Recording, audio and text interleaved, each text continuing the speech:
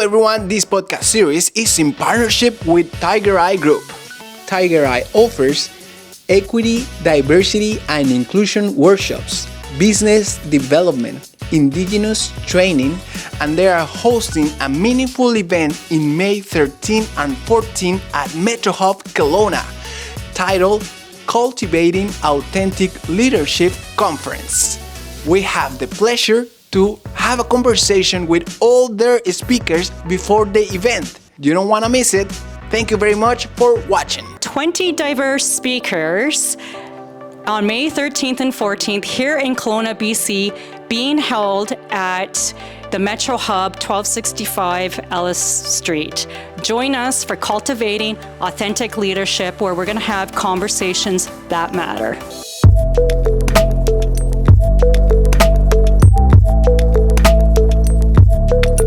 Hello everyone and welcome to a new episode of Valiante Entrepreneur. In today's episode, I feel super happy and honored to have a very special guest. Her name is Thi Dao and she is the Director of Partnership at Future of Good. Hello and welcome to our podcast. I'm very happy to have you with us. How are you? I'm good. Thanks, Juan. I'm excited to be here. Really excited to chat with you. Oh, I'm even more happy. Can you tell me a little bit about yourself and share with us what do you do and what do you specialize? Yeah, absolutely. So as mentioned, my name is Thi Dao. I go by pronouns she, her, and I'm the Director of Strategic Partnerships at Future of Good. And Future of Good is based out of Ottawa, Ontario, and is a digital media and learning organization, and we cover social issues and causes throughout Canada. So we highlight solutions, we cover issues of social impact, and a lot of the great stuff happening on the ground. So inclusion, diversity, equity is one of our content pillars that we focus on. And I work with amazing organizations leading amazing work in Canada that contribute to DEI, especially in the workplace and in the workplace culture. Wow, that sounds amazing. A challenge, but it sounds like something very meaningful. The name of our podcast and the name of our company is called Valiante, which means brave. And I see that we share a lot of values in common. How is to be a media company in Canada in 2024 working, facing, and trying to solve this conversation, these kind of topics? I love that question. I love that that's the first question here. Bravery and audacity is one of the pillars of Future of Good's culture. And we think without that, there isn't a lot of room for really meaningful change. And as a publication, we put journalism in the forefront of our storytelling and our events and our experiences.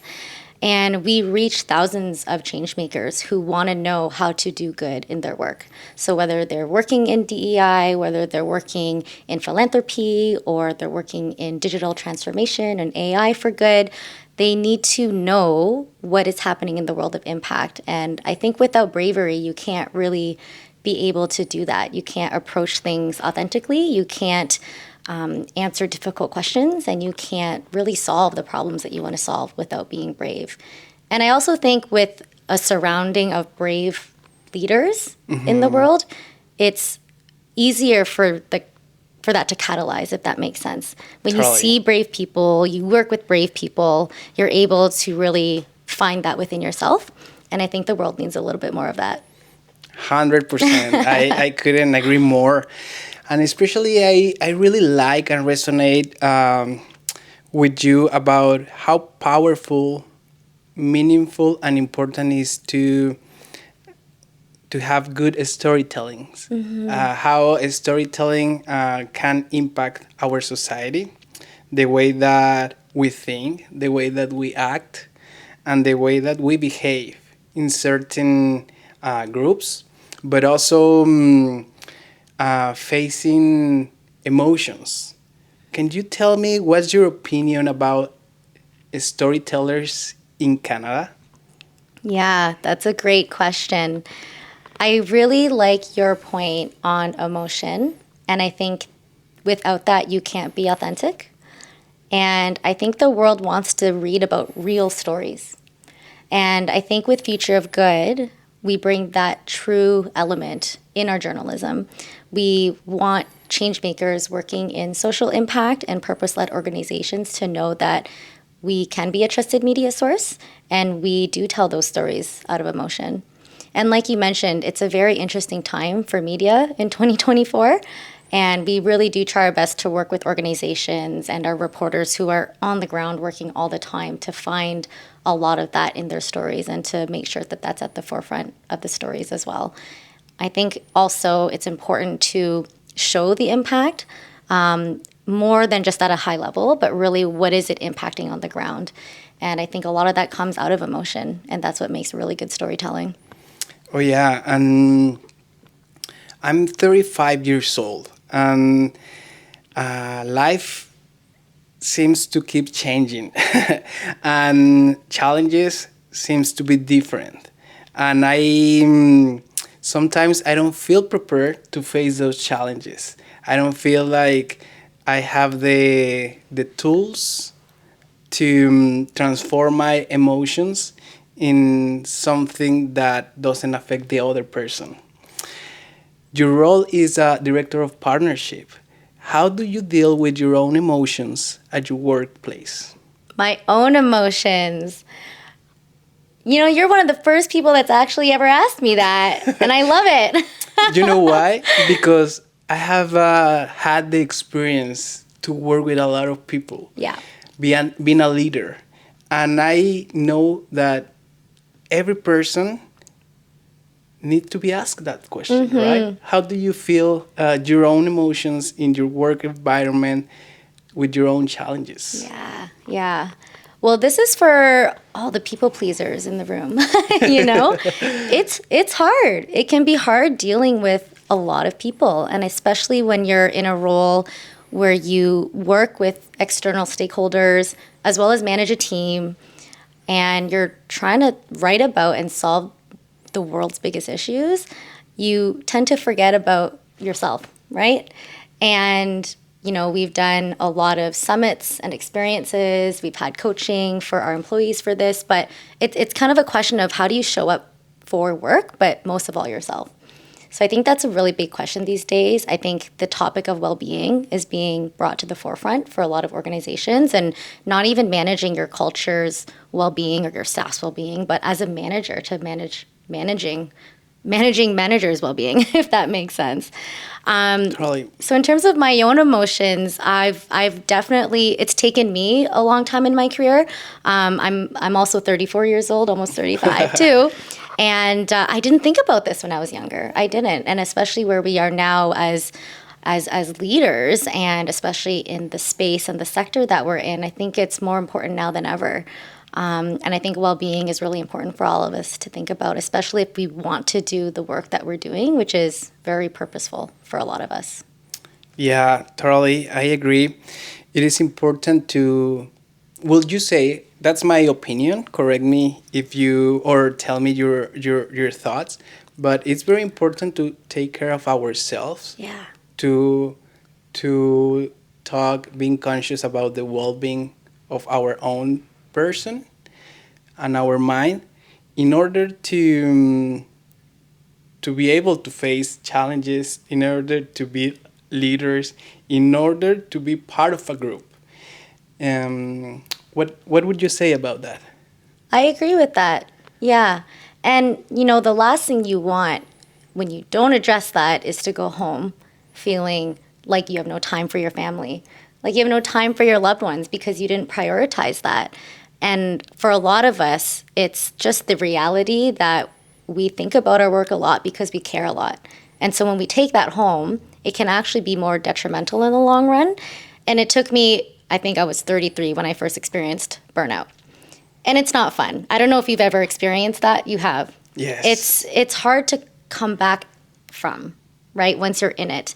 But if we have the tools to be able to recognize before that happens, and this is all part of being aware of your own well-being, then I think I think that would be really valuable for a lot of leaders who are in that position, 100%. And yeah, it's one of those things that you don't realize that is happening until it happens. Yeah. Or until the snowball is too big that you are all covered on that feeling, on that burnout.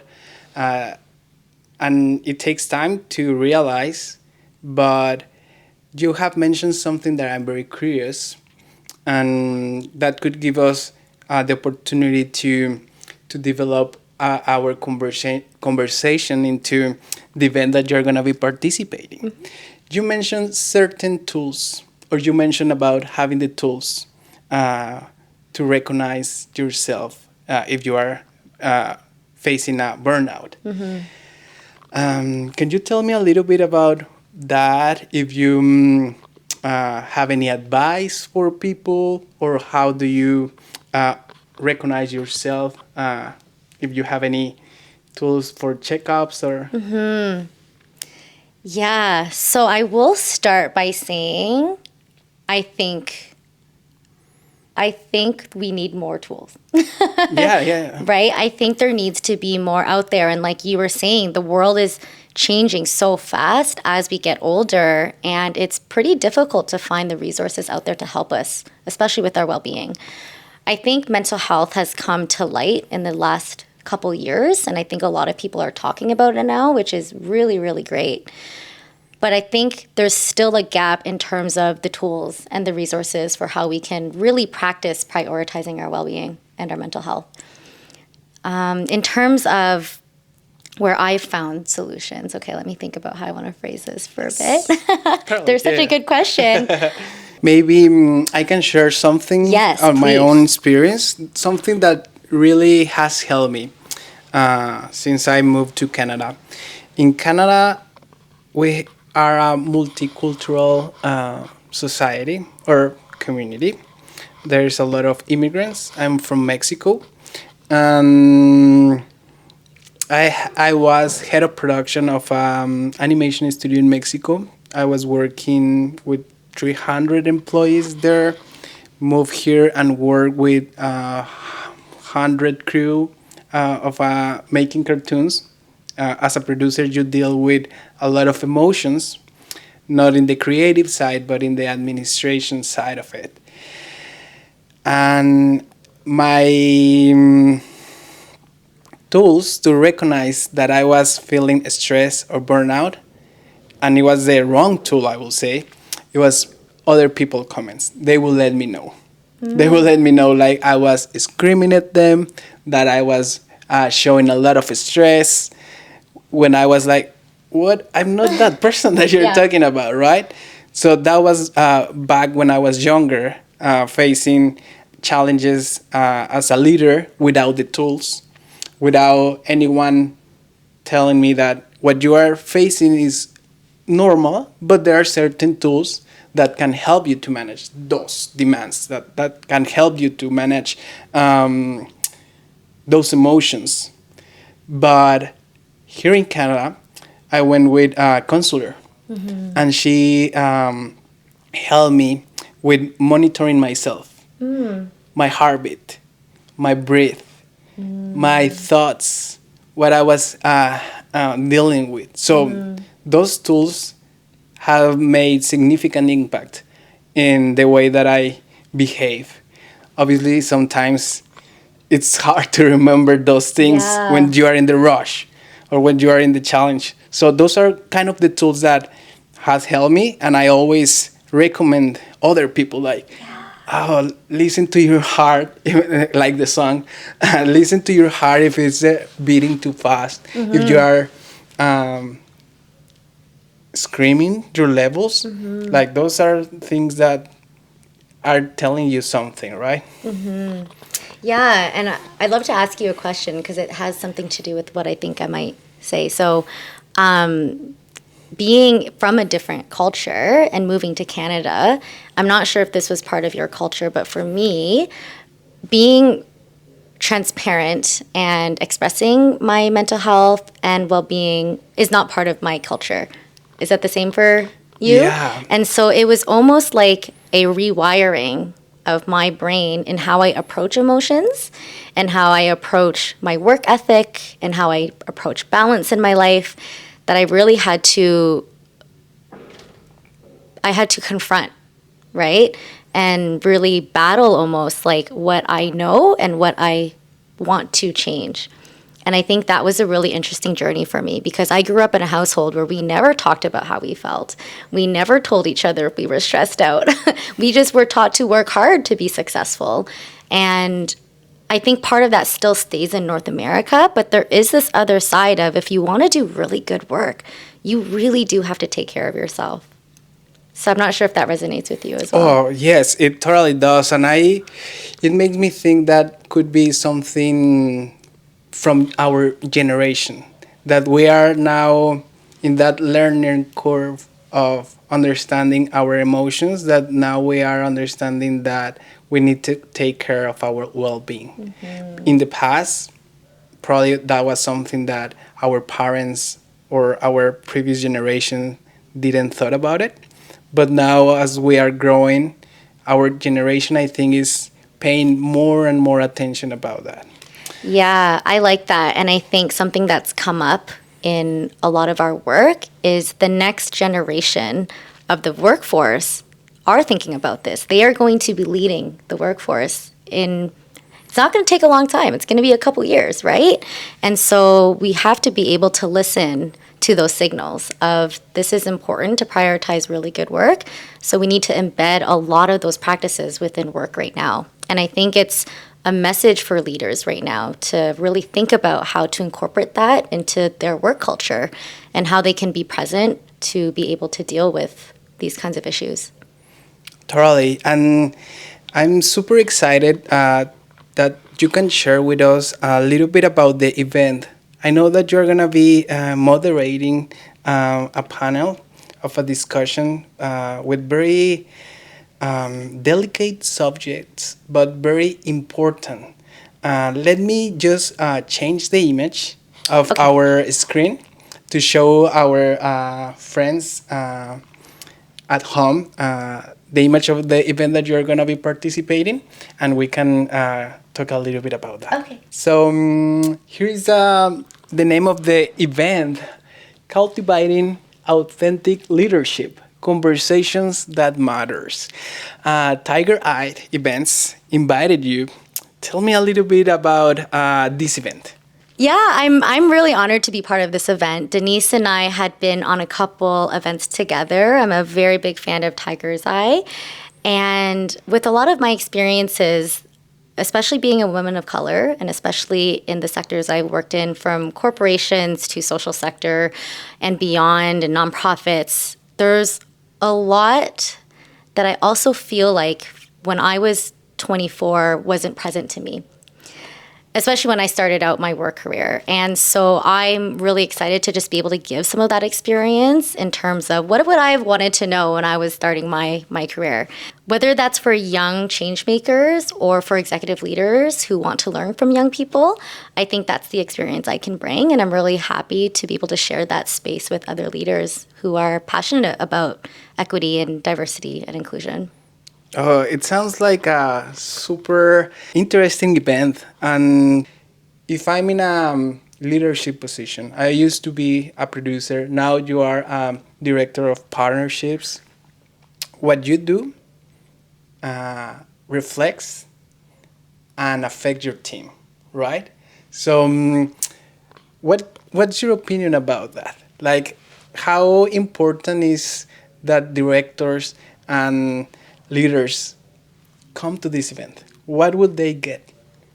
There's so many things I feel like leaders will get out of this event.